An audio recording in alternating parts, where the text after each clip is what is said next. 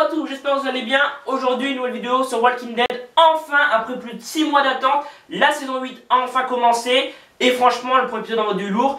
Donc comme l'année dernière pour la saison 7, je vais critiquer l'épisode, donner mon avis et faire un petit résumé. Et ensuite le mardi, il y aura la preview. C'est parti. Alors qu'est-ce qui se passe dans ce premier épisode de la saison 8 de The Walking Dead? Alors pour commencer, on voit que Rick, Ezekiel et Maggie se préparent pour aller attaquer Negan au sanctuaire. Donc ils protègent les voitures avec des boucliers pour pas se faire tirer dessus, pour se protéger. On s'aperçoit que Michonne, Carl et Rosita n'iront pas attaquer Negan au sanctuaire, il reste Alexandria. Il y a donc plusieurs timelines, il y a donc la préparation, donc on voit que Alexandria, le royaume et la colline se préparent, donc ils mettent des boucliers sur les voitures pour quand ils arrivent au sanctuaire, voilà, ils sont protégés si Negan s'apprête à tirer. Ensuite on les voit un peu plus, on les voit un peu après dans un champ, voilà, et en fait on voit petit à petit qu'ils éliminent certains avant-postes de Negan, même tous les avant-postes de Negan, on peut dire clairement. On voit aussi un peu avant que Michonne, Carl et Rosita restent Alexandria, donc ils vont pas attaquer le sanctuaire avec Rick, Ezekiel et Maggie, donc il reste bien Alexandria, Michonne, Carl et Rosita. Donc ensuite on les retrouve dans un champ, voilà, et en fait il y a Rick, Ezekiel et Maggie qui sont sur la remorque d'un 4x4. Et ils motivent les troupes, ils disent ouais on va gagner, on a déjà gagné. Donc voilà, ils motivent les troupes avant d'aller attaquer le sanctuaire. Mais voilà, c'est plusieurs timelines, donc on voit ça à différents moments. Ensuite on les voit attaquer donc le sanctuaire.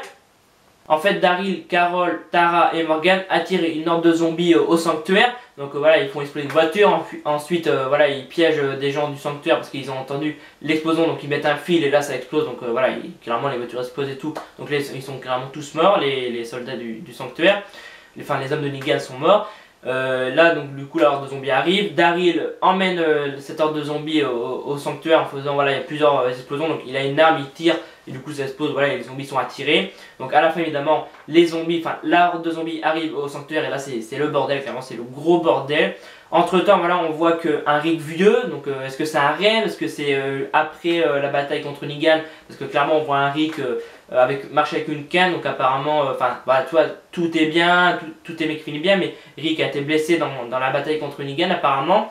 Et ensuite il y a aussi une timeline où on voit Rick triste, apeuré, comme la saison 7, au début de la saison 7, voilà, où Rick était vraiment affaibli par Negan, comme il avait tué Glenn et Abraham, et on le voit encore affaibli, il est triste. Alors est-ce que quelqu'un est mort? On voit à ce moment on voit voilà 2-3 moments qu'il est en train de pleurer, qu'il est clairement il a peur quoi, il est affaibli comme dans la saison 7.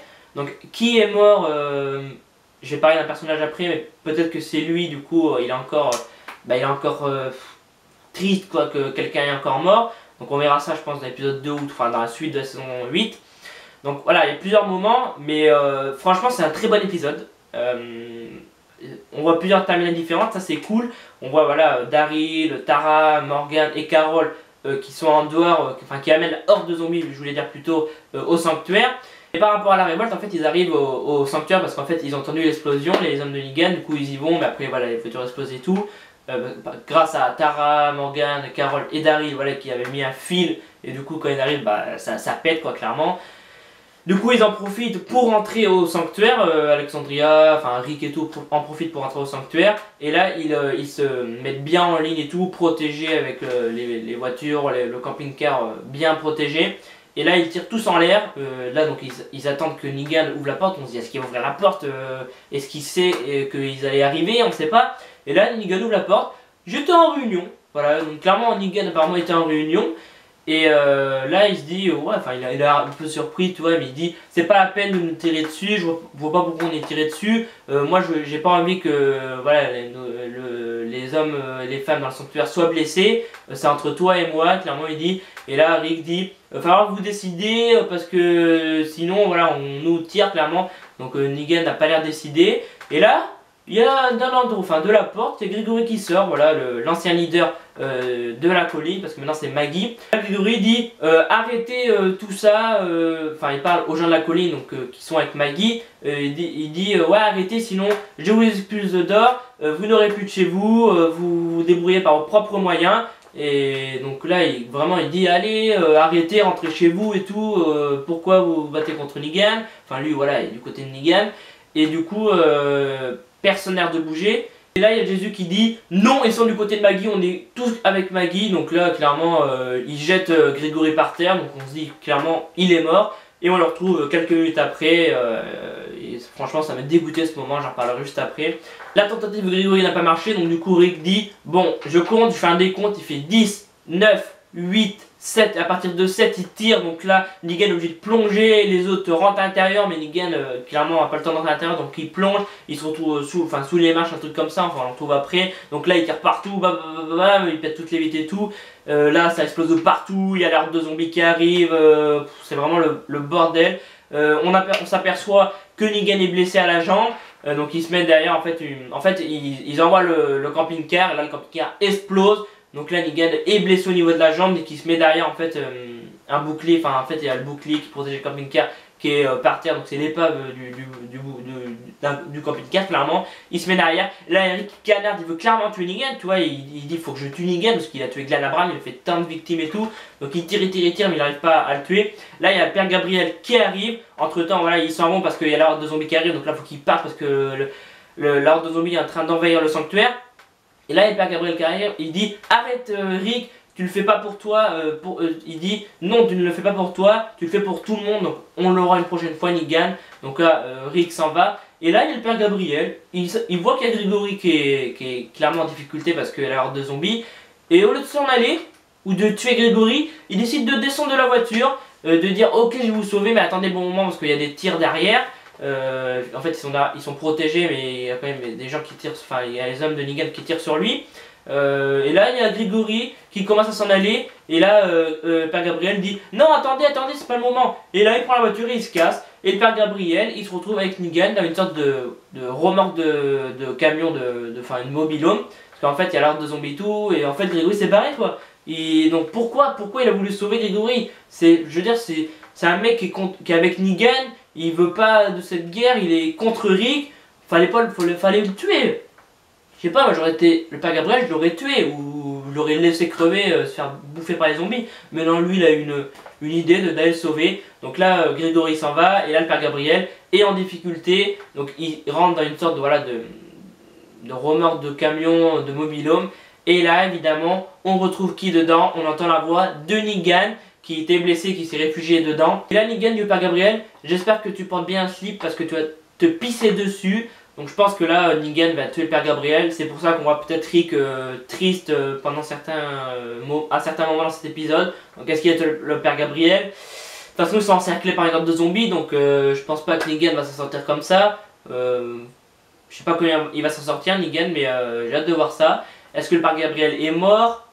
On sait pas clairement, on verra ça je pense au prochain épisode, enfin je pense qu'au prochain épisode on verra si il a tué le père Gabriel, mais à mon avis je pense que le père Gabriel a de gros soucis à se faire. Dans ce premier épisode de la saison 8, on découvre un nouveau personnage, en fait c'est Carl qui cherche de l'essence, en fait ils ont fait un petit clin d'œil, comme c'était le 100e épisode, ils ont fait un petit clin d'œil quand Rick cherche de l'essence dans la première saison, et donc en fait il y a un personnage qui parle, et là il s'appelle Abud ce nouveau personnage. Et en fait c'est Carl qui le découvre, il dit ouais on m'a acheté un micron sur la tête, est-ce que tu aurais pas à manger, un truc comme ça. Et là il y a Rick qui arrive, il tire un coup, du coup ce nouveau personnage s'en va. Et en fait après Carl revient, il met 2 boîtes de conserve et il dit sorry, donc désolé pour tout à l'heure, voilà il s'en veut un peu. Alors est-ce que c'est un espion pour Negan, on ne sait pas trop, mais voilà, en fait Rick pense que c'est un espion, il dit clairement ça peut être un espion de Negan, et on le voit dans les buissons en train de regarder, donc est-ce que c'est un espion? On ne sait pas. Est-ce que c'est un espion de Negan? Est-ce que... On ne sait pas, franchement, je pense donc que c'est un personnage normal, ou peut-être d'une autre colonie, d'un autre groupe, on ne sait pas, peut-être qu'il s'est échappé d'un groupe, qu'il a été banni, on ne sait pas, enfin on verra tout ça, je pense... dans les prochains épisodes. Donc est-ce que ce premier épisode de saison 8 est bien? Parce que c'est vrai que la saison 7, beaucoup l'ont jugée lente. C'est vrai qu'elle a été un peu lente par rapport à la saison 6. Mais c'était quand même une bonne saison. Saison 7, je pense que c'était clairement clairement la meilleure de Walking Dead. C'est vrai que la saison 7 était un peu lente, mais c'est vrai qu'après un premier épisode où Glenn et Abraham sont morts, c'est vrai qu'après ça a été un peu lent. Mais voilà, il y en avait besoin pour qu'il y ait cette révolte à la fin de l'épisode 16 et dans le premier épisode tout au long de la saison 8 je pense. Même si je pense que Negan ça fera pas toute la saison 8. Apparemment il y aurait les chuchoteurs qui arriveraient très vite.